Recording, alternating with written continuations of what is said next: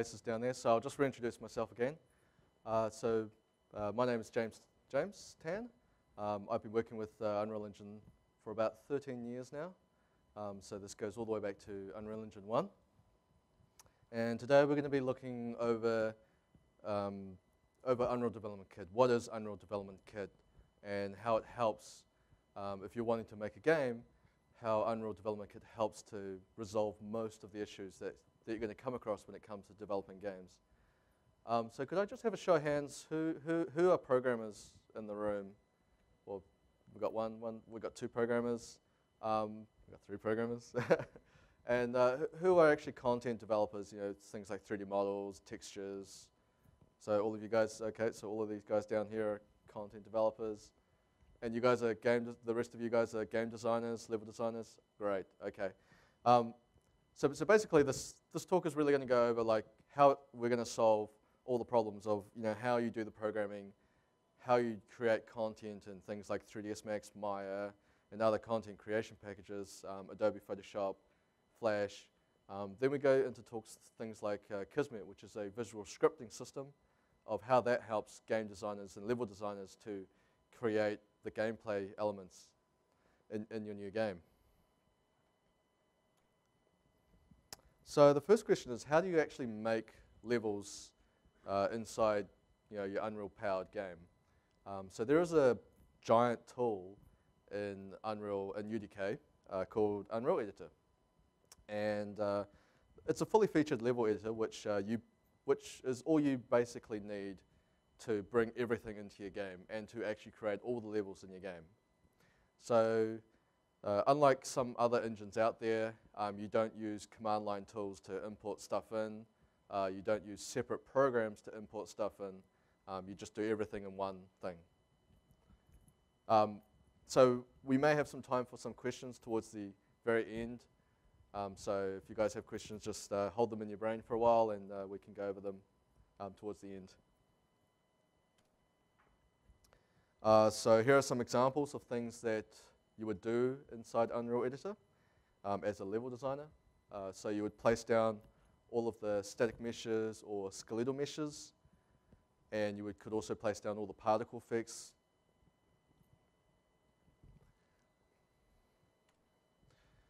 You could also add all the ambient sounds as well.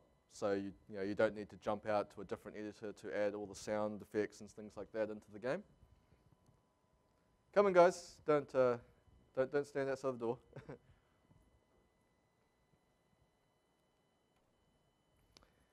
For the game designers, you can actually create all the gameplay elements via Kismet. So we're actually going to have a lesson tomorrow where Lee Perry will go over Kismet and as an introduction. And one of the amazing things that not a lot of people know is that a lot of the gameplay elements inside Gears of War was actually created in the beginning as Kismet, and then once the programmers can see what the level designers and the game designers wanted, they could convert that into code.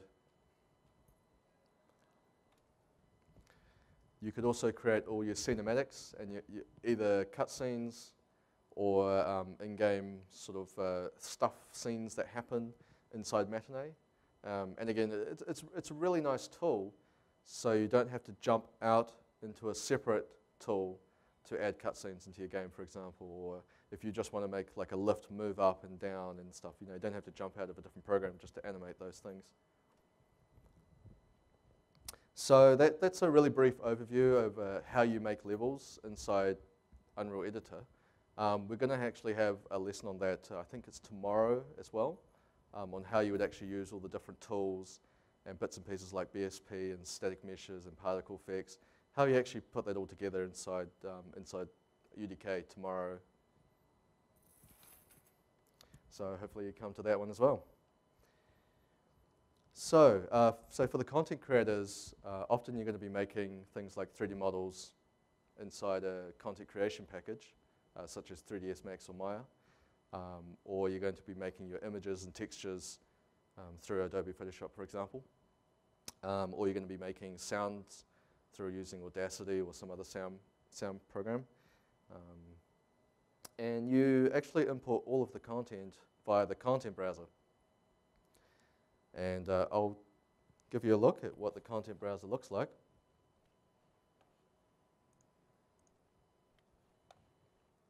I'm just going to jump over to Unreal Editor.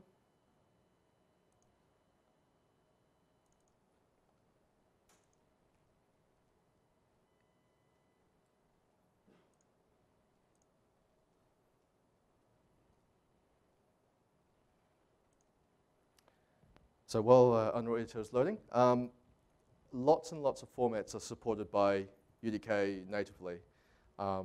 That way you don't have to do a lot of conversion between this format and another format. A lot of the content creation packages often export directly out to these formats. So for example, a content creation package such as 3ds Max or Maya can export out directly to FBX, which Unreal Editor can import as. A lot of Photoshop formats are supported, like PSD itself is supported. If you don't want to use PSD, you can use other texture formats such as TGA. For sound, usually it's going to be Wave. So basically everything that does sound editing exports out to Wave. But there are lots and lots of formats that you can use. So this is the content browser. So it shows all the content within your game that you're going to make. So all the sounds, all the textures, and you also can actually zoom up on things as well to get a nice look at things as well. You can see all the 3D meshes. You can also use filters as well to see to see certain types of things. So you can see all the 3D models there. You can see exactly how it's going to be lit inside the game. You can see how it animates inside the game. And using the content browser is where you import everything in. So there's a button here which says import. So as you can see there's a reasonably long list of all the formats that UDK itself supports.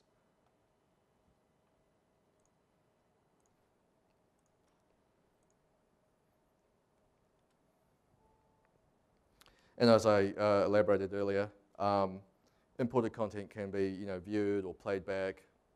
You can even actually change a couple of things as well. So say, for example, you've imported some textures and you need to change their vibrancy or their saturation or their hue. You can actually do that inside Unreal Editor. So it stops you from having to import, re-import.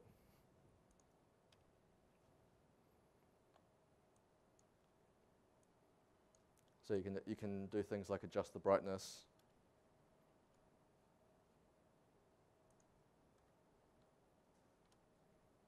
If you wanted to. So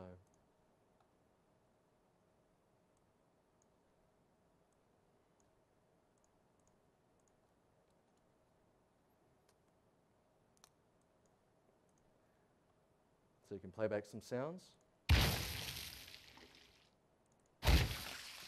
You could also view all the 3D content as well. So for the animators, once you've imported all the animations, you can play them back and see how they're going to play back within the editor. So this resolves the iteration times of having to import content, starting up the game, having a look at it, exiting the game and going, oh, well, that wasn't too bad, but it could be better. And then having to re-import over and over and over again and go back into the game over and over again. You could also view all of the static meshes as well to see how they've imported in.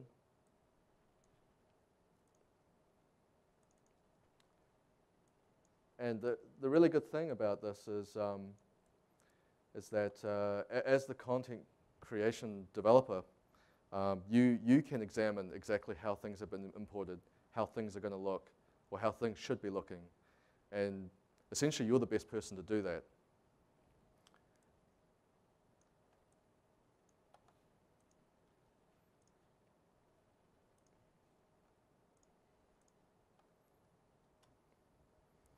So we're going to look at how to create shaders.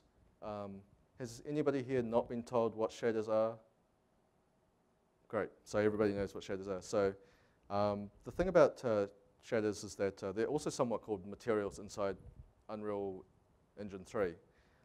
So materials are created within the material editor, which is what you see is what you're going to get visual editor.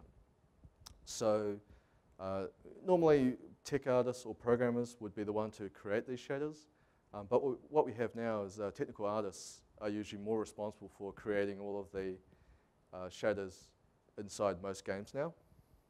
And with the visual, what you can see is what you get kind of editor. It makes it really, really easy for everyone to be able to actually modify and create new shaders without having to know other programming languages such as HLSL or CG. So a quick demonstration of the material system.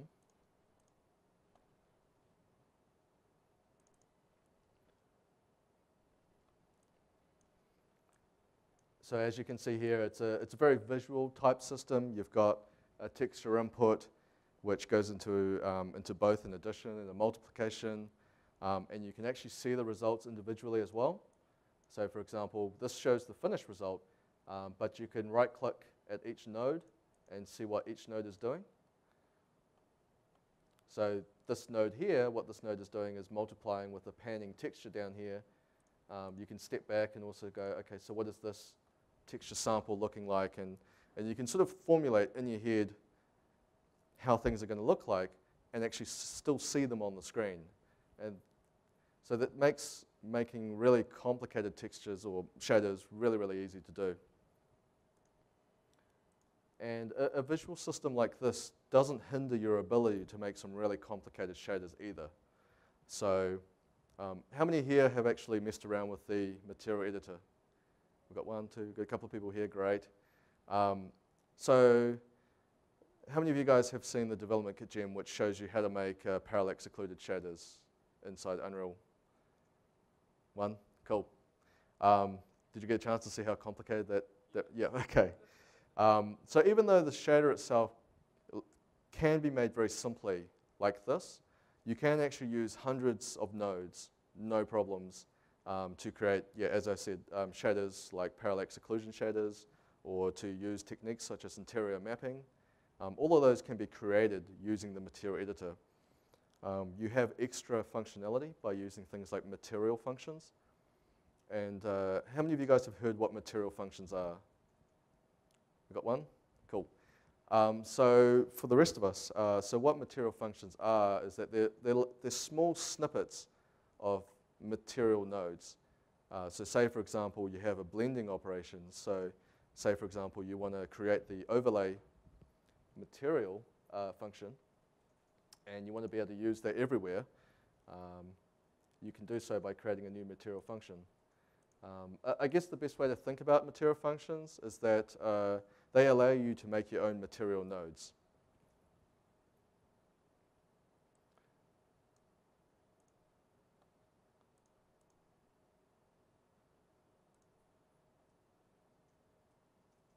So for example, we have the material function, which is the blend color dodge, which is the same as Adobe Photoshop's color dodge.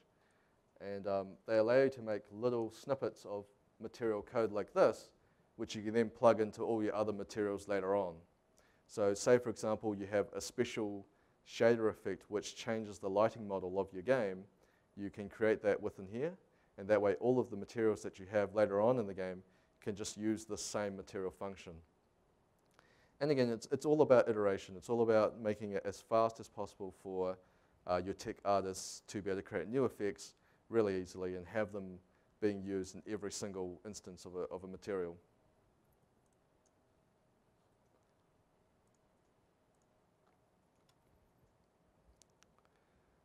So as we talked about earlier, the material editor provides a really good visual interface to let you know what's happening at each step. You can preview each node, see what's happening. You can, and that effectively is being able to debug the shader. The other thing you can do as well is to create sort of a master material shader. So that way you can instance out parameters. So say, for example, you can create a parameter which says this is a color multiplier, or this is a scale multiplier, things like that. And that way, people who aren't tech artists, say, for example, a programmer or a level designer, can create an instance of the same material and feed it different values into it. So you could create, so some practical examples is, say, for example, you're making a game and it has two teams, and one's red and one's blue. The traditional way of doing this is to have two textures, one blue and one red. And what you can do now is create one texture which represents a car or a vehicle, and then you can create a mask which says these areas should be multiplied by another color to create a red version of this texture or a blue version of this texture. And what that does is that it makes it so much easier for your content developers to make one of each thing rather than having to have multiple things of each thing. And then because when you first start out your game, you have 5 units and you have a couple of textures, you think, oh, this is easy, this is fine. Once you start expanding the game and you start having to create 2 or 3 versions of everything, it starts getting really painful.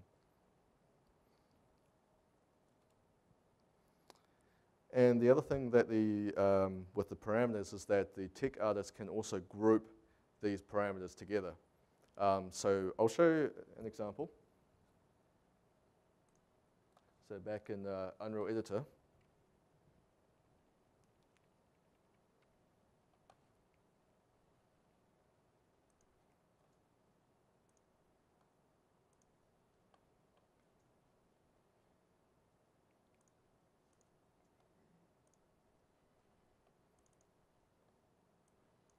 so here we have a really simple material, and it has some parameters that we can adjust. I might choose a different material because that one's not so immediately obvious.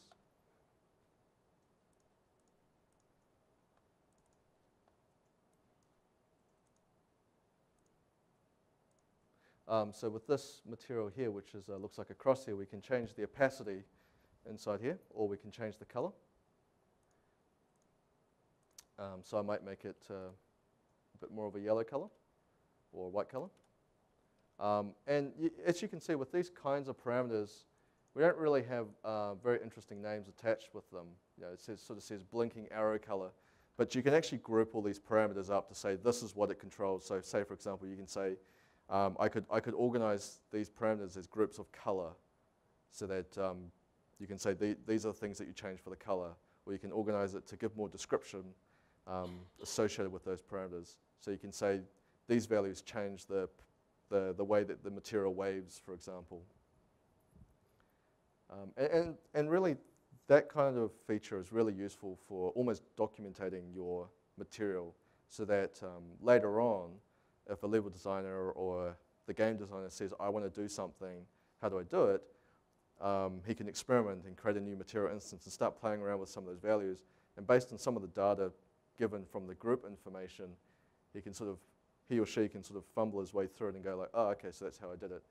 It helps to reduce down the iteration time that's required, and the communication that's required. So if I wanted to do something, I wouldn't need to talk to the tech artist again and again and again, because that can get a little bit annoying for the tech artist.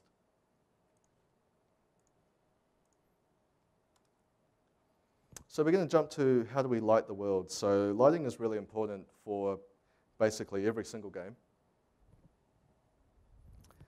So some of the lights you can use is area lighting. So you can say, for example, in here is a really good example. We don't have much instances of area lighting, but you can specify or model like a plane or a square, and so like this square emits light. You can also use directional lights, which is a light which just has one direction. So this would often be used for things like sunlight, because often sunlight is just one direction. You can also use point lights. So a really good example of point lights would be these, wouldn't be these halogens, but a point light is just a light somewhere in space that emits light in all sorts of different directions. You can also use spotlights. These lights here would be really good examples of spotlights. It's just one direction that has a cone that faces down. And you've got skylights, which will emit light everywhere. So that can help to either brighten up every single lighting in all your levels, or it can adjust the coloring of the lights as well.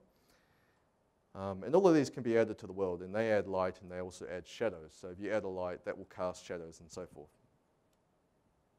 So both static shadows and dynamic shadows are supported. So most of the time, static shadows refers to static lighting as well, and that process is done by using light mass. So like when the level is cooked, it performs light mass, which does all the radiosity stuff, the global illumination stuff, and bakes that down into a light map. And static shadowing like that is really, really fast. But in combination with that, you also have dynamic lighting and dynamic shadows as well. So that if you have, say, a player with a torchlight, the player can still turn on his torchlight and it would still affect all the static shadows and everything else. So you got the best of both worlds, basically. So light functions. So how many of you guys here have been told about light functions? Nope? Okay. So light functions are very similar to material functions. They basically represent sort of a mathematical calculation of how lights should be performed.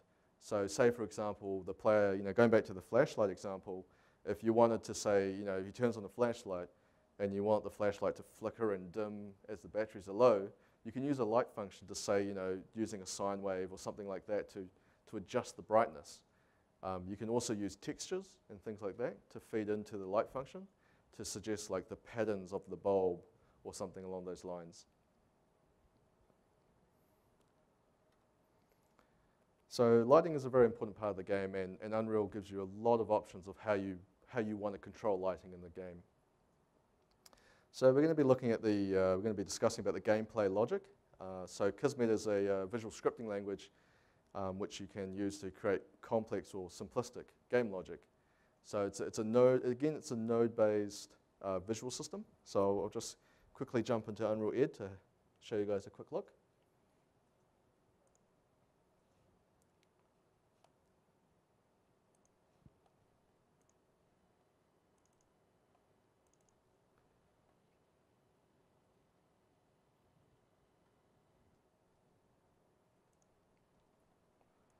So for example here, you've got nodes here which can spawn crowds and set player name and all sorts of things. And they sort of, events like a level loaded trigger.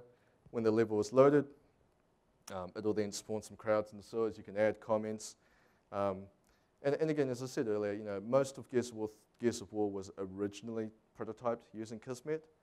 And because it's a visual scripting system, it allows you to just sort of, everyone can do it. They don't have to be programmers as well. They can sort of link these nodes up and sort of figure out how it interacts with the world and what it does to the world. So you can move actors, you can teleport actors around, you can spawn new actors. You can tell it to do things like move this thing here. You can turn on and turn off matinee and things like that. So the important thing as well for the programmers is that it doesn't replace you guys. It basically allows you. It allows the game designers to do something first, to prototype something first, and then give it to the programmer, who then looks at it and says, like, oh, I see what you're doing here, and then the programmer can go away and program that in Unreal Script. And so it allows really quick iteration times, and it stops that kind of vicious cycle where the game designer explains an idea to a programmer, and then the programmer goes away and does something, and then comes back with the result. And then the game designer says, no, I want it to do this. And so, you get this vicious cycle where it goes backwards and forwards, until eventually the programmer goes, oh, you should have just said it like this in the first place. So if the programmer can just see exactly what's happening, it's easier to translate.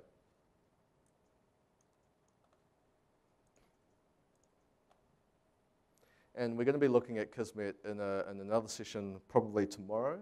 We're going to show how I created a racing car game using mostly Kismet, and how I controlled most of that logic using Kismet. So if you're a game designer and you're really interested in how Kismet works, come to that session. So another thing is that Kismet is built on top of Unreal Script.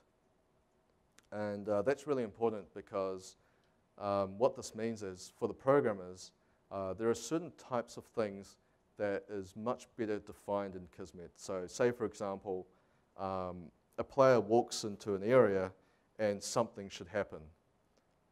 Or a player has a key and he walks into this area, something should happen.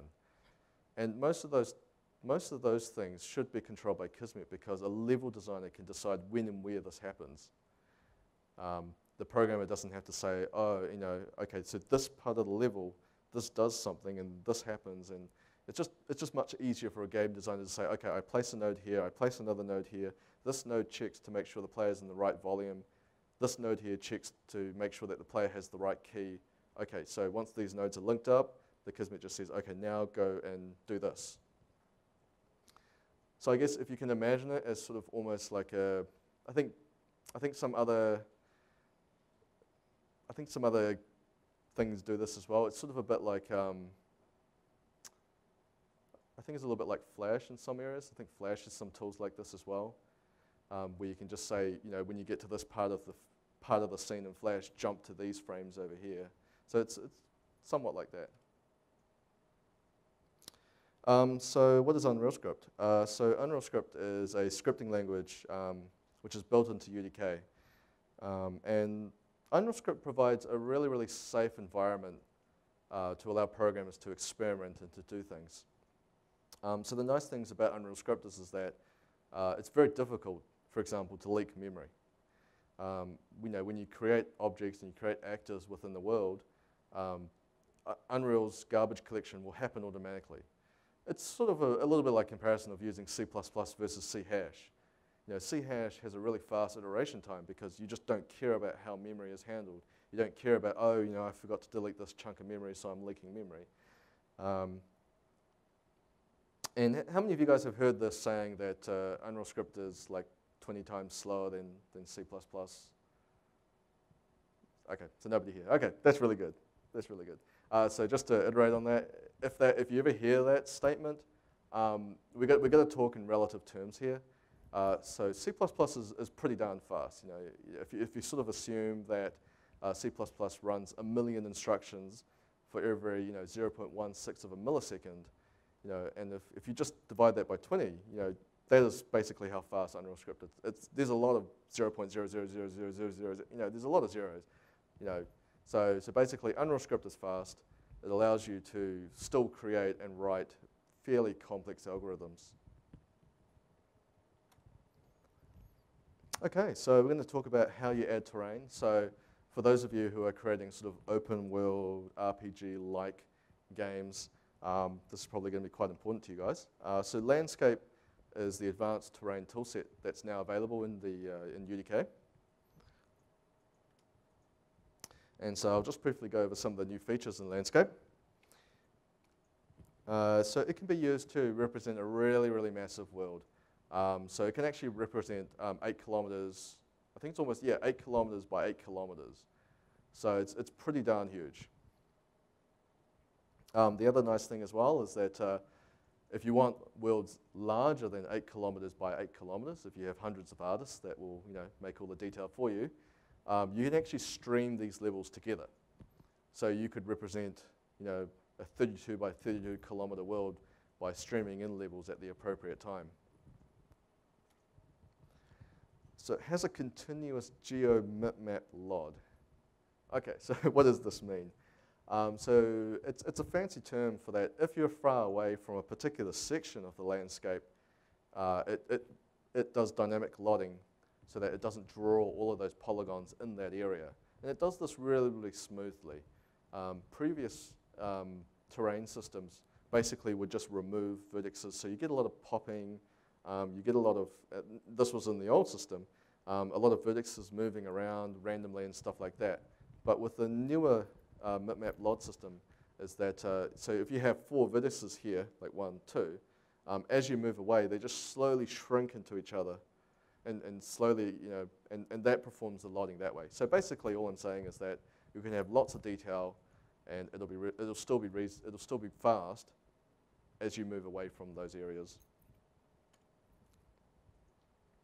It also uses a high-resolution LOD independent lighting. So basically, the old way in the old terrain system, it would basically just look at the normal of that polygon, and using that normal of the polygon, it would just say, okay, so this is what the lighting value is, and that works to a certain extent. But as you move away, you're getting less and less polygons, right? So your normals are getting more and more sparse. But the nice thing about the new landscape tool is that the normal data on those polygons don't actually disappear. It actually generates a normal map based on the height map. So no matter how far away you are from that landscape, the lighting results on those really far away polygons don't change.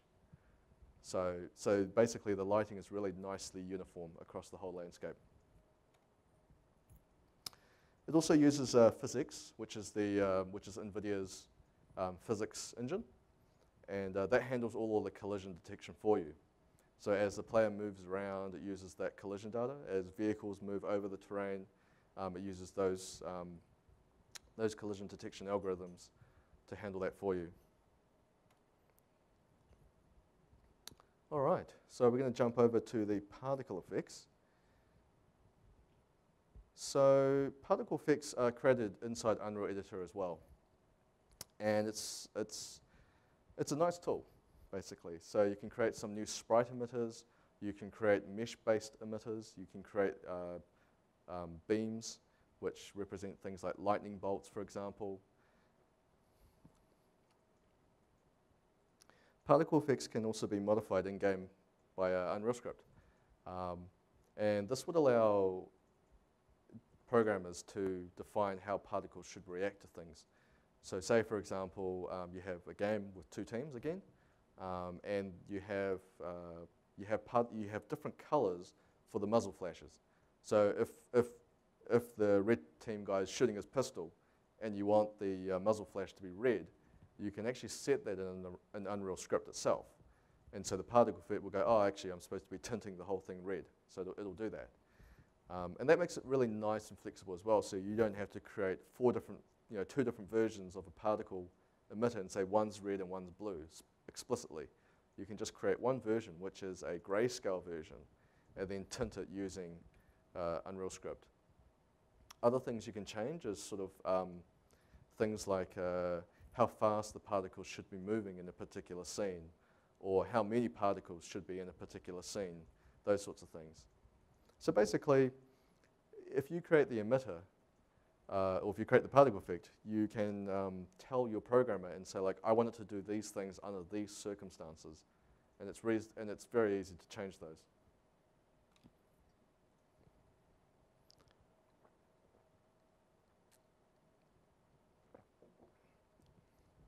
And that's really nice because it reduces the content burden for all the content developers, because now they can be rest assured that they can create one version and know that programmers can manipulate that to do whatever they want. So you may start out your game having only two teams, red and blue, but then the game designer later on can say, actually, I want it to be 5 teams, red, blue, yellow, magenta, and cyan. And it's, and the programmer just has to add a couple of values, and that's kind of it.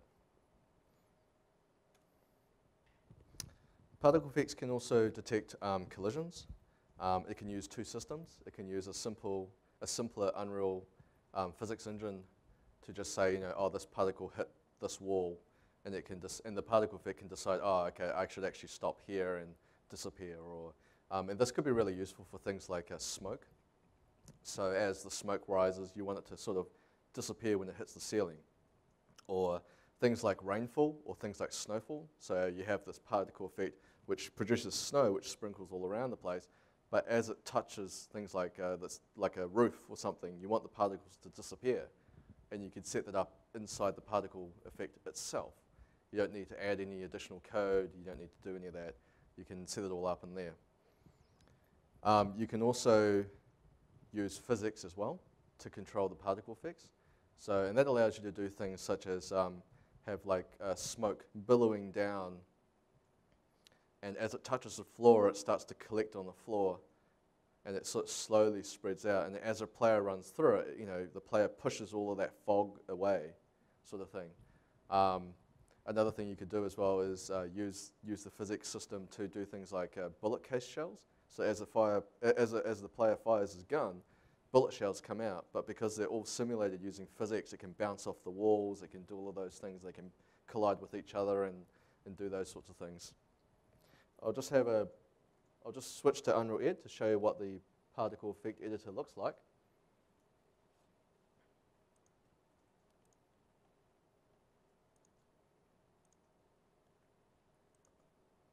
And again, it's also what you see is what you get editor as well.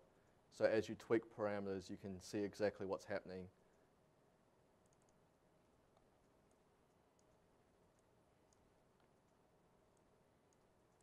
So we have this particle effect which spawns these meshes which create all of these lightning effects and things like that. And you have these parameters down on the side here which control, things like size, its color, its rotation. And you can just sort of, right-click to bring up a context menu, and you can add new parameters and things like that to adjust how things should be behaving. And as you adjust things, it'll refresh what's happening in this screen over here and control. And basically, you can, as you tweak it, you see exactly what you're getting. You can turn things off, just disable them to see what those effects we're actually doing. So here, we're no longer getting, I don't know how clearly you can see it, but we were actually spawning some flares in the middle, and that's all disappeared now. I can just turn that back on so you can sort of see it.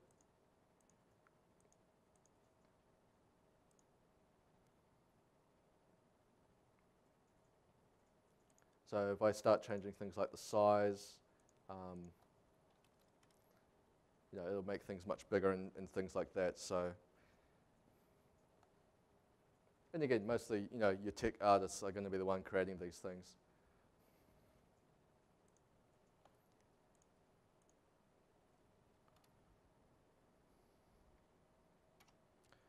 So we're going to talk about physics, which is another really important thing about most games as well. So physics is the physics engine, which is integrated into UDK.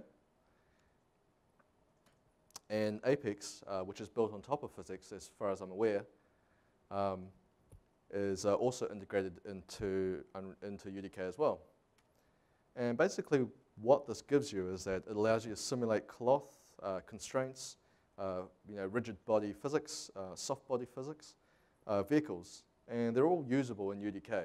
You don't have to implement that yourself. It's already been done for you. So if you wanted to create a puzzle game which involved physics, which is what which is what Markus and I did with the ball, we didn't actually have to do anything. We basically said, we want to have a sphere, and that's that represents the ball, and we want to apply some impulses and some forces on the ball to make it roll around. And that's kind of all I had to do. It made my life really, really easy. You could also create some physics puzzles as well using that. So the good old classic where you have like a seesaw and you have some boxes on the other side and you have to jump on that side to flip the boxes around or whatever else. Those are all pretty easy to create as well. And you can set that up. You can set that all up inside Unreal Editor.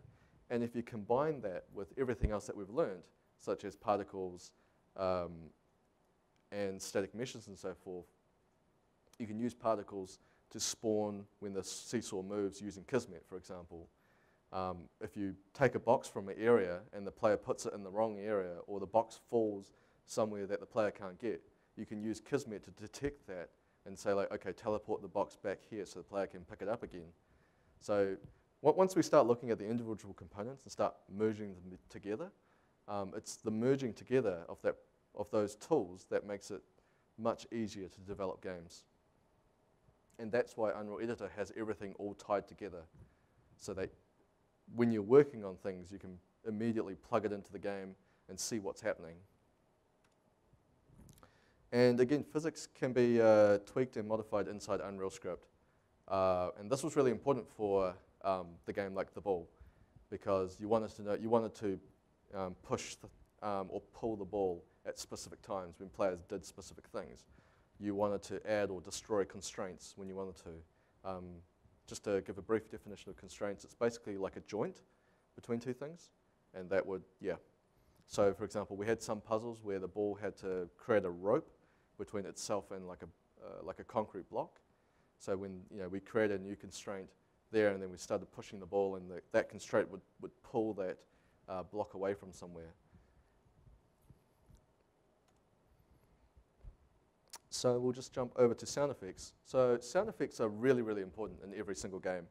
And that's because sound effects is basically the closest thing you're going to get to realism. No matter how far we progress with video game rendering, it's going to be your sound effects which provide the most immersion value in your games. So say, for example, if the player was inside a room and if the player heard something that's windy, he's going to assume that there's wind in that area. He's going to assume that there is this force that's blowing the player or something. And you can add some other visual hints as well, but it's that sound that is going to convince the player that he's inside some area. Or if you have a stream nearby and you hear sort of the gurgling of the water and things like that. Those are all going to be those audio cues which are going to help the player to immerse themselves inside those environments. And so basically with Unreal Engine 3, it imports WAV files. And you do that using the content browser.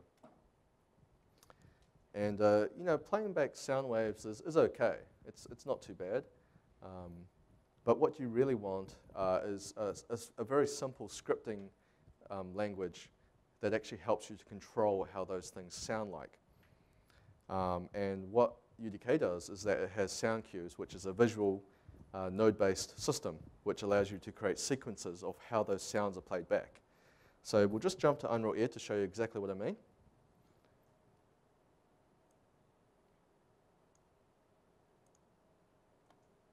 So this is the sound I'm going to play back is when some goo explodes inside Unreal Tournament 3. And that sound is kind of cool. It's not too bad. But if you play that sound over and over and over and over and over again, it's going to get really repetitive, and it's actually going to be more annoying than it is going to be interesting. So what the sound cue editor allows you to do is it allows you to adjust things such as attenuation, so that if the sound is really far away, it's played back at a lower volume as you're further away from it. And you can adjust parameters like, is it a linear fallback? Is it a linear fall off? Or is it a logarithmic fall off? Or what those distances are. It also has nodes such as a modulator. So it allows you to change the pitch of that sound, how it's played back really, really subtly. And you can also create a random node as well. So say, for example, you wanted the sound effect. So if a player shoots a wall, you want it to play back like a ricochet sound. You can add a random thing, and it can point to lots of other different sound effects. And the great thing about that is that Unreal Script programmers can just, all they have to know is they have to play back this sound cue. They don't have to write any logic which says, when you play back this sound, it has to randomize between 5 different sounds. That's not required at all, because you can set it all up within the sound cue itself. So your sound designer is going to, again, be the best person to know exactly how sounds should be played back. How far away should we attenuate? What kind of pitch range values do we want? And as you change things, you can play the sound back and get a good idea of how things are going to sound like. So, and again, this is all done within the sound cue editor. It doesn't require any sort of Unreal Script programming at all, or any C++ coding at all. But the nice thing is that when you create when you bring up the context menu by right-clicking, is that you have a whole ton of other options as well. So you have like a distance crossfade. So if the sound is near, you want to crossfade it to these sounds. If the sound is really far away, you want to crossfade it to these particular sounds. And what that allows you to do is that if say, for example, a big gun goes off, when the player is near that big gun, you want it to play back a really strong sound, which, as if the shell has come out of a 80mm cannon. But if the player is further away, you want it to play more of a thud, more of a thumping sound, so that player feels like, oh, a big gun just went off and it was way down there.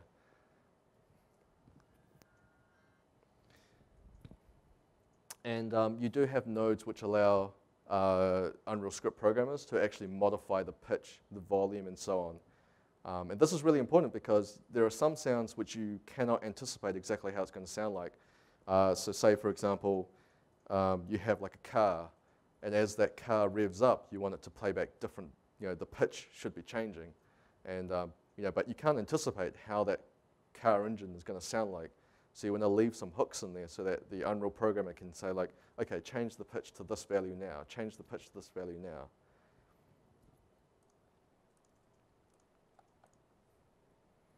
So this is just sort of an elaboration of, you can attenuate loop, you can delay playback.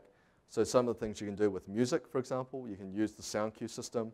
So it will play some sound for 15 seconds, and then you delay a portion of that sound cue, and then you make it loop some other portion of music. So you can have like an introduction, a looping bit in the middle, and then you can turn that all off using Unreal Script, and then play back the last bit of that music to accentuate different types of moods. And sound cues can be grouped into different sound classes, and basically that allows you to do things like these set of sounds are used for weapon firing. These set of sounds are used for voices and for characters. These set of sounds are used for music. And what you can do there is adjust the different volume, pitch, playback on those parameters. So say, for example, you have a game where if the player dies, then everything goes real murky or something, or sounds really low. Actually, a better example is if something like a flashbang goes off, and the player gets flashbanged, often you want to hear that little kind of high-pitched squealing sound, and you want all the other sounds to fade away. You would use that by adjusting the different sound classes. So how do you make multiplayer games?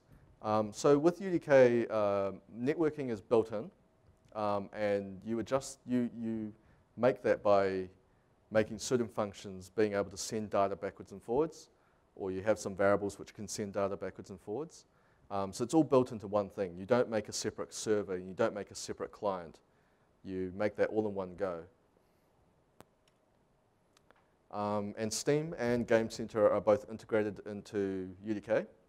So if you just, towards the end of the development cycle, if you decide, okay, we're going to go with Steam, you don't have to worry too much about that. And it's basically done for you. So replication is the synchronization of the game simulation. So basically, the server has one instance of the world, and the clients have another instance of the world. And basically, you want to send data backwards and forwards to make sure both simulations are somewhat correct with each other. They don't have to be exactly correct. So if we're playing Unreal Tournament 3, for example, I need to know about everybody in this room, but everybody in the other room I don't need to know anything about because it's not relevant to me at all. The server knows about what's happening in both rooms, but it only sends the data that it absolutely needs to each client. And all of this is set up in Unreal Script. You can also use TCP link, which allows you to connect to TCP servers or to become a TCP server itself. So this would allow you to, if you didn't want to use Steam or Game Center or whatever, you can actually connect to your own HTTP server to upload some data, for example. You can create your own leaderboards if you really wanted to. Or you can create your own player management system, for example. So a player can log into your game and he has to make his own player profile. You can actually store that in your own server yourself. So you may, for example, want to track some stats yourself. Or you can change Unreal into a TCP server. So say, for example, you had a multiplayer game and you wanted to be able to connect to it via a web browser. And then, so Unreal can pick that up and go, oh, you're connecting via a web browser, I'm going to send you some HTML data, and you can actually control your server using a web browser, for example. So, what kind of games can you make? So a lot of people tend to pigeonhole Unreal UDK into, oh, you can make a first person because that's what Unreal Tournament's based off. Oh, you can make a third person game because that's what they did with Gears of War. But actually, you can do a lot of stuff, and a lot of developers using UDK have, made a lot of different types of games using UDK. So we've got some side-scrolling games. This was made in UDK. I think this one, I can't remember what this one was called, unfortunately. But anyway, it's on the UDK showcases. So this is, this is user created. You can make action RPG games as well. So, this is Vita. So it's a hack and slash Diablo kind of like game. You can create racing games. This is called Unwheel 2. So he used a lot of physics there to just do the racing parts. You can create mech games. So this one's called Hawken. And the player, moves around like a clunky, like a mech with real weight and real volume. They shoot missiles at each other. You can create pure puzzle games. So like Markus and I created The Ball, which is a first-person puzzle game, and this one's called Cube. So basically, the idea behind this one is that you move blocks around, you move cubes around, and you solve different puzzles that way. You can create space combat games. So this is called Angels Fall First. So this was a space combat game. So what resources are available to you guys? So Epic Games has a forums, which has a subforum dedicated to UDK. There are quite a lot of veterans who often frequently go to these forums and help answer questions and so on. And often these veterans are working inside a studio, such as Lionhead Studios or Epic Games themselves, and they actively look for forum threads that they can help with as well. So often I'm there as well, trying to answer as many questions as possible. And that's the website that you can go to. You also have the Unreal Developers Network, or the UDN for short. And it's basically, it's dedicated to documenting how Unreal Development Kit works. It's been constantly updated. So I'm one of the authors on the UDN as well. And I'm constantly updating the content as much as possible. Lots of references to materials, materials in the sense that, images and tutorials and things like that, gems. So if you haven't had a chance to check out the UDN, definitely check it out. It's got examples and samples of how to do things. Shows you how to set up cameras, for example. Shows you how to use Kismet, for example. So we try to add things every month so that there's new content to see. There's new ways of doing things, and you can sort of, as you're building your game, you may come across a particular problem, and the UDN may have a sample of how to resolve that. So and that's the website there. There are also lots of other resources available as well. So if you search Google, there are lots of people who have created tutorials, YouTube things as well, to show you how to do things, to show you how to use things like Unreal Editor, to show you how to use things like Scaleform, to show you how to use things like Cascade and stuff like that. There's a lot of those tutorials around. All right, well, that's the end of my presentation. We've got about 5 minutes or so for questions. So if you have any questions about any particular subset of the overview, or if you've got questions about other, I know I didn't elaborate over all of the tools available inside UDK, but I really wanted to just sort of go over most of the aspects of how you do things inside Unreal, how you make your games inside it. Now's a good time to ask those questions if you have any. So I'll just...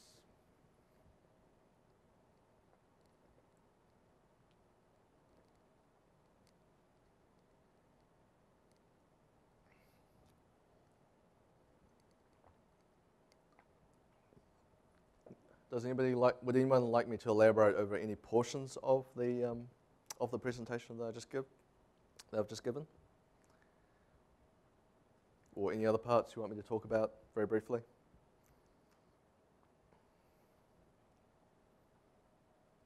Okay.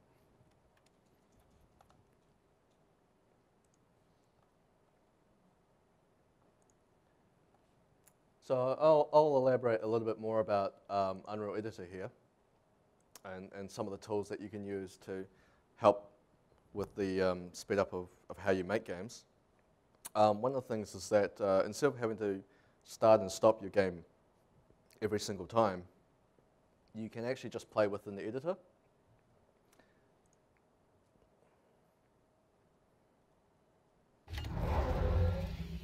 And basically that really helps with iteration times as well. So without having to stop the editor and restarting the game and things like that, you can actually just play the level straight away. And you can test all the Kismet and things like that.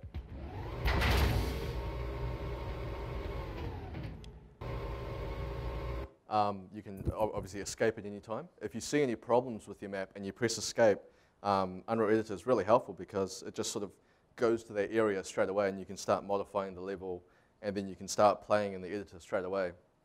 For the level designers and game designers, one of the really cool things is that Kismet also has an excellent debugger now. So you can actually turn on debugging mode, and you can actually see what's happening within the levels as things happen. So you have this little tooltip that starts the debugger.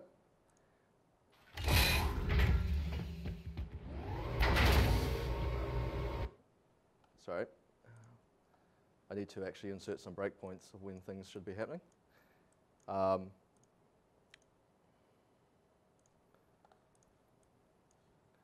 So I've inserted the breakpoint near where if a trigger gets touched, this trigger here gets touched, it should jump to that area. Yeah. So the game now pauses, and it shows me that, oh, okay, you've touched this trigger, so stop here. And then it shows which one's being triggered, and then you can step through it each step of the way, and it makes debugging your whole game that much easier. And because it's all built into Unreal Editor, again, you don't need to jump to another tool to do this. You can do it all in the one tool. So from there, we can continue the execution. So we step through, and now it says, okay, now the matinee is now playing, so that the opening of the doors is now going to happen. And basically, as you step through, you can sort of resolve any bugs that might be occurring within the Kismet that, that might have cropped up by accident or something like that.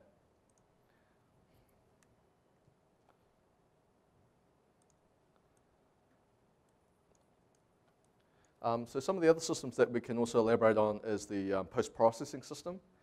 So if you wanted to create, say, for example, a game which uses a different type of rendering, so say, for example, a cartoon game with the black outlines and things like that, you would create that as a post-processing effect, and you would do that using the material system.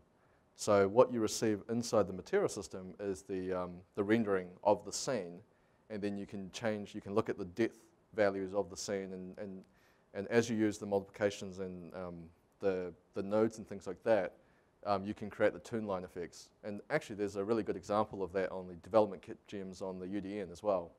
So, and those are the kinds of examples onside the UDN that if you basically go, I want to make a toon game, you can just jump on the UDN, download it, and plug it into your game, and it'll just work straight away. You can also use things like the particle effects to simulate things happening right in front of the camera. So say, for example, you're making a game in which when you get shot, you get like blood dripping over the screen or something like that. You can actually make that as a particle effect and put that right in front of the screen. And when you do it like that, then you actually see like the blood dripping down, and you can actually create like distortion effects all over the screen. Another really good example of that is when you jump into water. You can make the screen all wavy and things like that using particle effects or post-processing. Or you can make it simulate things like plankton coming across the screen as you're swimming through water. So using a mixture of things like Unreal Script and particle effects, you can control the direction of how the plankton is moving through the screen, or you can make it stand still, and as the player moves around, you can make it show different things. And you can also adjust that using things like Kismet. So as a player goes into an area that has water, you can use Kismet to say, if you go deeper and deeper and deeper, then spawn these different types of particle effects, and you can do lots of different effects using that. So basically, in short, what I wanted to show in this presentation is that UDK has a lot of tool sets, and it solves a lot of problems for you. So that when you decide that you want to make a game inside UDK, you don't have to worry about, oh, how do I render this thing on the screen? How do I do this particular post-processing? How do I make water reflective in this scene? A lot of those difficult problems have already been solved for you. And that's really what you get out of using UDK. So and you can also decide to make any kind of game that you want. You can decide that, oh, I want to make a multiplayer side-scrolling game like Soldat. You can do that. And as you iterate through slowly using the tools and using the level editors and stuff like that, you can build your game up with a really solid base. So for example, if you come sometime tomorrow and have a look at the racing kit the racing kit session, you can see how quickly I was able to iterate on that and then develop a game through there. So, and that's really the power with using UDK, is that you can create a playable game in day one. And that's really a really good reason of why you want to use UDK. Well, it looks like to be the end of the session. So hopefully you guys got a really good overview of what UDK can offer you. And if you have any questions, I'll be hanging around here. So feel free to come up and see me. Thank you.